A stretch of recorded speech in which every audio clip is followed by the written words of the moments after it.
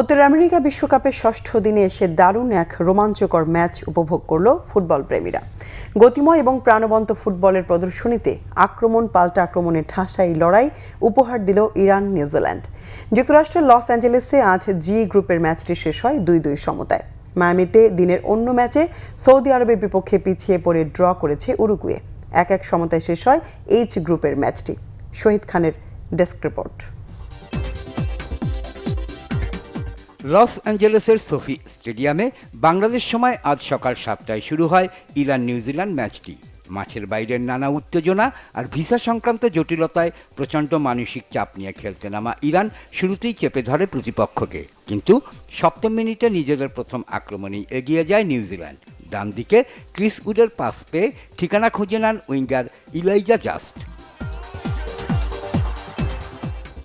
23 মিনিটে ইরানের সুবর্ণ সুযোগ ভাগ্যের ফেরে নষ্ট হয়। মেহেদি তারেমির শট লাগে পোস্টে, তবে 9 মিনিটের মধ্যেই রামিন রেজাইয়ান সমতায় ফেরান এশিয়ার দলটিকে।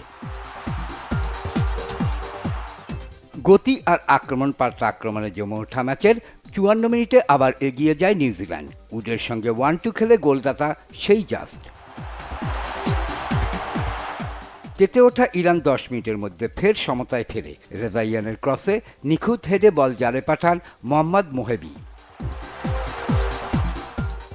বাকি সময়ে ইরানের পরিষ্কার আধিপত্য থাকলেও সমতায় শেষ হয় জি গ্রুপের ম্যাচটি।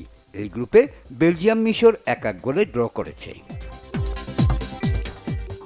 এর আগে যুক্তরাষ্ট্রের মায়ামিতে দিনের প্রথম ম্যাচে এইচ গ্রুপ থেকে মুখোমুখি হয় দক্ষিণ আমেরিকার উরুগুয়ে এবং এশিয়ার সৌদি আরব। হার্ড রক স্টেডিয়ামে বাংলাদেশ সময় ভোর 4টায় শুরু হওয়া ম্যাচে পরিষ্কার আধিপত্য ছিল উরুগুয়ের, তবে 41 মিনিটে খেলার ধারার বিপরীতে গোল করে বসেন সৌদি আরবের আল আমেরি।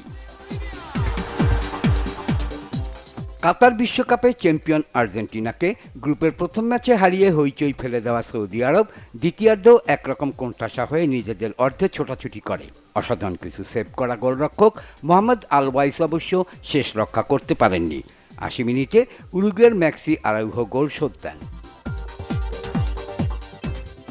বাকি সময়ে উরুগুয়ের একচেটিয়া আক্রমণ রুখে দিয়ে ড্রয়ে ম্যাচ শেষ করে সৌদিরা। এই গ্রুপের অন্য ম্যাচে সাবেক বিশ্ব চ্যাম্পিয়ন স্পেনকে গোল শূন্যতে রুখে দিয়েছে প্রথমবার বিশ্বকাপ খেলতে আসা আফ্রিকার দ্বীপরাষ্ট্র কেপ ভার্দে। শহীদ খান, বাংলা ভিশন স্পোর্টস ডেস্ক।